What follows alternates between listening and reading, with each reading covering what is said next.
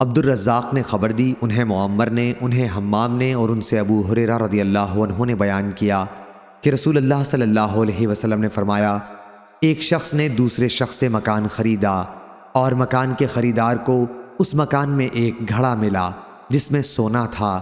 جس سے وہ مکان اس نے خریدا تھا اس نے کہا، بھائی گھڑا لے جا، کیونکہ میں نے تم سے گھر خریدا ہے، سونا نہیں خریدا تھا۔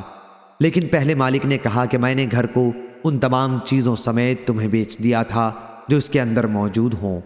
یہ دونوں ایک تیسرے شخص کے پاس اپنا مقدمہ لیے گئے۔ فیصلہ کرنے والے نے ان سے پوچھا، کیا تمہاری کوئی اولاد ہے؟ اس پر ایک نے کہا کہ میرے ایک لڑکا ہے، اور دوسرے نے کہا کہ میری ایک لڑکی ہے۔ فیصلہ کرنے والے نے ان سے کہا کہ لڑکے کا لڑکی سے نکاح کر دو اور سونا انہی پر خرچ کر دو اور خیرات بھی کر دو۔ صحیح بخاری حدیث نمبر 3472۔